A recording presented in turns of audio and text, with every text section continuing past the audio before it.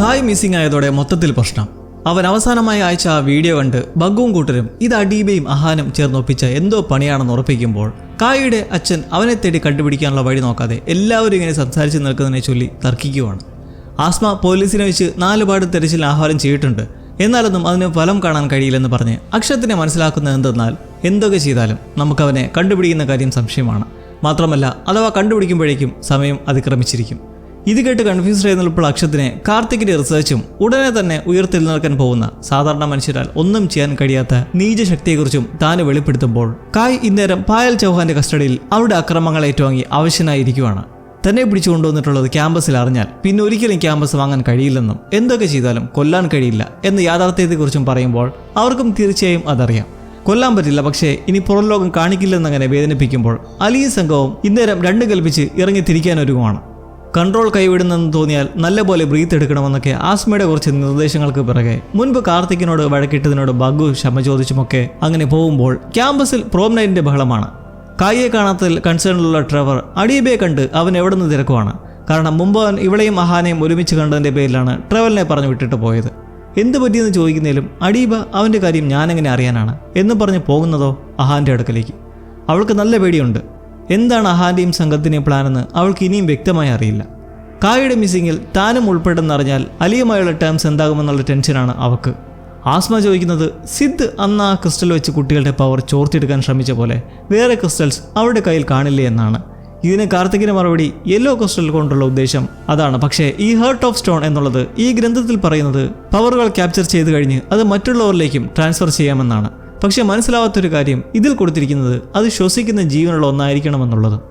എന്തായാലും നമ്മുടെ പക്കലുള്ള ക്രിസ്റ്റൽ അടുത്ത് തന്നെ വെച്ച് അതിൽ നല്ല ശ്രദ്ധ ഉണ്ടാവണമെന്നും കുട്ടികളുടെ മേൽ എന്തായാലും ഒരു ശ്രദ്ധ വേണമെന്ന് പറഞ്ഞ് ആസ്മ ക്യാമ്പസിലേക്ക് പോകുന്നു. ക്യാമ്പസിലെത്തി 4 പേരും സാധാരണമായി നിന്ന് പ്രോമിന്റെയും അതിനിടയിലെ സീക്രട്ട് പ്ലാനായ പായലിനെതിരെയുള്ള പ്രൊട്ടസ്റ്റിന്റെയും ഒരുക്കങ്ങളൊക്കെ നടക്കവേ അഡീബ അലിയെ തന്ത്രത്തിൽ ഒരു ഡ്രൈവിന് പോയിട്ട് വരാമെന്ന് പറഞ്ഞ് കൂട്ടിയിട്ട് പോകുമ്പോൾ അത് അഹാന്റെയും പായലിന്റെയും പ്ലാനാണ്, ഓരോരുത്തരെയും ഒഴിവാക്കാനുള്ളത്. പ്രോം ആയതുകൊണ്ട് തന്നെ ജാൻവിയും തിരിച്ചെത്തിയിട്ടുണ്ട്, അത് മിസ്സാക്കില്ലെന്നും പറഞ്ഞ്. എന്നാൽ കായുടെ മിസ്സിങ് അറിയുന്നതോടെ അവൾ ഡൗൺ ആവുമ്പോൾ ആസ്മ ഇന്നലെ ഒരു ബുദ്ധി തോന്നി പൂട്ടിയിട്ടിരിക്കുന്ന സിദ്ധിന്റെ വീട്ടിൽ കയറി ക്രിസ്റ്റലുമായി ബന്ധപ്പെട്ട് എന്തെങ്കിലും കിട്ടുമോ എന്ന് തിരയവേ പ്രോം സ്റ്റാർട്ട് ചെയ്യുവാണ്. പായലിനെ വെൽക്കം ചെയ്ത് അവർ സ്റ്റേജിലേക്ക് വന്ന് നിൽക്കുന്നതും വിദ്യാർത്ഥികളെല്ലാം അവർക്കെതിരെ ബോർഡ് പൊക്കി പിടിച്ച് മുദ്രാവാക്യം വിളിക്കുന്നു. പോരാത്തതിന് സ്റ്റേജിലും പ്രൊട്ടസ്റ്റ് ബാനർ തൂക്കി അവർക്കെതിരെ നിൽക്കുന്നെങ്കിലും ഒരു കൂസലുമില്ലാതെ പായൽ മിശ്ര എല്ലാം കൊള്ളാം, ഇനി നിങ്ങൾക്കൊന്നും ചെയ്യാൻ പറ്റില്ലെന്ന് പറഞ്ഞ് ഉടൻ തന്നെ ബോർഡ് ടീമിനെ വിളിപ്പിച്ച് കോൺട്രാക്ട് സൈൻ ചെയ്യുന്നതും പുറത്തൊരു പൊട്ടിത്തെറിയും തുടർന്ന് ഫയർ അലാറും. അഹാന്റെ ഈ പ്രവൃത്തിയിൽ ബാക്കിയുള്ള കുട്ടികളെല്ലാം പേടിച്ചോടിപ്പോകെ രൺവീറും ബേലയും ബഗ്ഗുവും അവിടെ തന്നെ നിൽക്കുവാണ്. ആസ്മയുടെ വാക്ക് കേട്ട് സുരക്ഷിതമായി ഒളിപ്പിച്ചിരുന്ന ക്രിസ്റ്റൽ കാർത്തിക് എടുത്ത് കയ്യിൽ കരുതുന്നത് എന്നാൽ മറ്റൊരു വലിയ കുഴപ്പമുണ്ടാക്കുന്നു.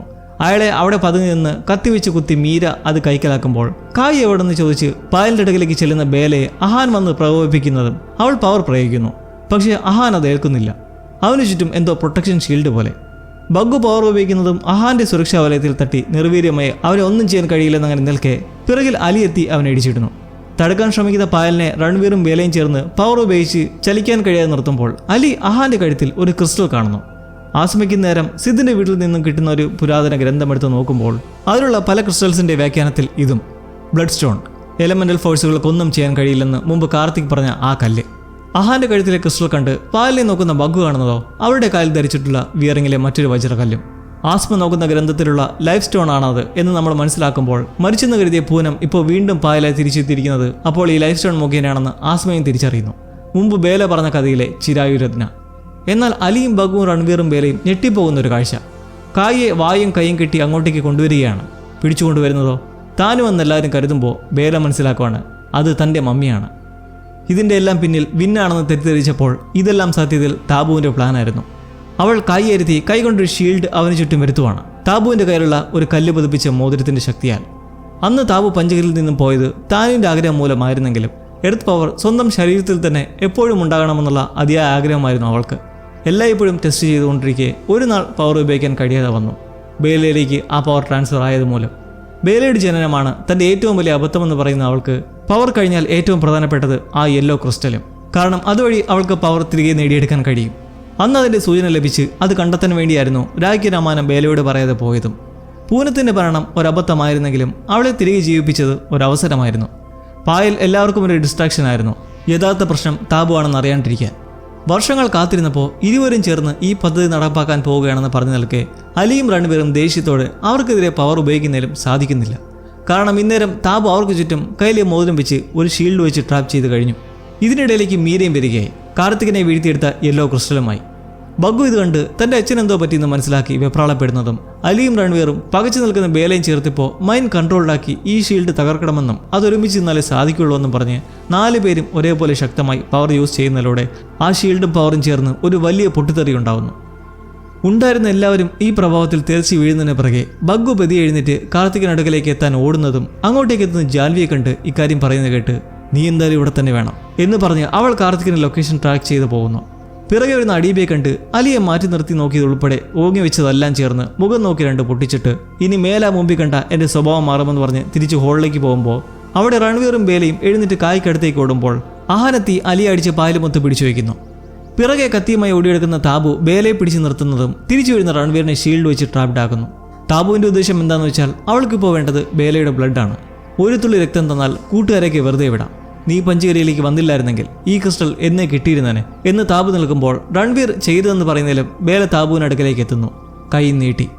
പെട്ടെന്ന് അവൾ പവർ ഉപയോഗിക്കുന്നതോടെ ഡിസ്ട്രാക്ട് ആവുന്ന വഴി രൺവീറും ഫ്രീ ആയി ഇരുവരും ചേർന്ന് താബുവിനെ ട്രാപ്ഡ് ആക്കുമ്പോൾ ബഗ്ഗു പിറകിൽ നിന്ന് അഹാനെതിരെ പവർ ഉപയോഗിച്ച് അവനെ ട്രാപ്ഡ് ആക്കുന്നതിന് പിറകെ അലിയും പവർ ഉപയോഗിച്ച് ഫയറും വാട്ടറും ചേർന്ന് അവനെ അറ്റാക്ക് ചെയ്യവേ ഓടി രക്ഷപ്പെടാൻ നോക്കുന്ന പായലിനടുത്തേക്ക് എത്തുകയാണ് കാർത്തിക്കും ജാൻവിയും. അവരെ വീഴ്ത്തി കാലിൽ നിന്ന് ലൈഫ് സ്റ്റോൺ ജാൻവി എടുത്ത് മാറ്റുന്നതും നിമിഷ നേരം കൊണ്ട് പായലിലെ ചലനം നിന്നിരിക്കുന്നു. പിറകെ താനുവും ആസ്മയും എത്തി മീരയെ കീഴ്പ്പെടുത്തി താബുവാണ് എല്ലാറ്റിൻ്റെയും ആണിയെന്ന് മനസ്സിലാക്കി നിലവിൽ അവളുടെ കയ്യിലെ മോതിരം എങ്ങനെ മൂരിയെടുക്കണമെന്ന് രൺവീർ പറയുന്നത് കേട്ട് ആസ്മ ബുക്കിൽ എഴുതിയിട്ടുള്ളത് കാട്ടി ഒരു പ്രത്യേകതരം ഹാൻഡ് മൊമെന്റിലൂടെ മോതിരം വിരലിൽ നൂരി മാറ്റുന്നു. തുടർന്ന് താനും അത് വെച്ച് കായയുടെ ചുറ്റുമുള്ള ഷീൽഡ് കളയുന്നതും അവരും സേഫായിരിക്കുന്നു. എല്ലാറ്റിനും കാരണം ബേലയും താനുവുമെന്ന് വിദ്വേഷത്തിൽ നിൽക്കുന്ന താബുവിനെ പോലീസ് കൊണ്ടുപോകുന്നതിന് പിറകെ പൊള്ളലേറ്റ് അഹാനെ ഹോസ്പിറ്റലിലേക്ക് എടുക്കവേ അവൻ്റെ പക്കലുള്ള റെഡ് സ്റ്റോൺ കൈയെടുത്ത് മാറ്റുകയാണ്. അങ്ങനെ എല്ലാം കലങ്ങി തെളിയുമ്പോഴും എല്ലാവരും കരുതിയിരുന്ന പോലെ വിന്നല്ലായിരുന്നു ഇവൾ, താബു ആയിരുന്നു. എന്നാൽ വിൻ എവിടെ എന്ന സംശയത്തിൽ കാർത്തികിന് മറുപടിയില്ല. പക്ഷേ ഇപ്പോൾ എന്തായാലും പ്രശ്നമൊന്നുമില്ലെന്ന് മാത്രം പറയാം. അങ്ങനെ എല്ലാവരും കുറച്ച് റിലാക്സ്ഡ് ആകവേ ആസ്മയ്ക്ക് സസ്പെൻഷൻ മാറിയെന്നതിൻ്റെ കൂടെ തന്നെ മറ്റൊരു വിവരം കൂടി. അപ്സെറ്റായി നിൽക്കുന്നത് കണ്ട് കാർത്തിക് തിരക്കുമ്പോഴോ അത് താബുവിനെ കുറിച്ചാണ്. അവിടുന്ന് പിടിച്ചുകൊണ്ടുപോയത് നമ്മൾ കണ്ടതാണ്. എന്നാൽ കൊണ്ടുപോയ വഴിക്ക് എങ്ങനെയോ അവൾ കാണാതായി, മീൻസ് അവൾ രക്ഷപ്പെട്ടിരിക്കുന്നു. അലിക്ക് എന്തായാലും അടീബയുടെ ശല്യം ഒഴിവായി കൂടി ബഗ്ഗുമൊത്ത് ഒരു നല്ല ഫ്രണ്ട്ഷിപ്പിന് തുടക്കം കുറിക്കുമ്പോൾ ബേലയുടെ വിഷമത്തിന് ശമനമായി ഒന്നുമാവില്ല. എന്നിരുന്നാലും ഒരു കൂട്ടായി ഇനിയിപ്പോൾ രൺവീറും താനുവും ഉള്ളപ്പോൾ താബു എങ്ങനെയാണ് മിസ്സായത്? അവൾ ഇപ്പോൾ ഏതോ ഒരു അജ്ഞാത സ്ഥലത്ത് നിന്നുകൊണ്ട് ആരോടോ പറയുന്നത് ശ്രമം വിഫലമായെങ്കിലും ഒരവസരം കൂടി തരിക, വേറെ കൂട്ടരുമായി ശ്രമിക്കാമെന്ന്. അത് പറയുന്നതോ നിഗൂഢമായ ഒരു രൂപധാരിയോടും. ഇത് കേൾക്കുന്നതും അതിനൊരു അനുവാദം എന്ന പോലെ അവിടെ നിന്ന് മാഞ്ഞു പോകുമ്പോൾ ഇതാണോ അപ്പോൾ യഥാർത്ഥ വിൻ? ഈ 5 പവേഴ്സും ഇനി നേരിടേണ്ടി വരുന്നത് എന്തായിരിക്കും? എന്തായിരുന്നാലും പവർ ഓഫ് പാഞ്ചിന് ഈ ഒരു ഭാഗത്തോടു കൂടി തൽക്കാലത്തേക്ക് വിട പറയുവാണ് നമ്മൾ. അപ്പോൾ പുതിയൊരു സീരീസുമായി വീണ്ടും നമുക്ക് കാത്തിരുന്ന് കാണാം.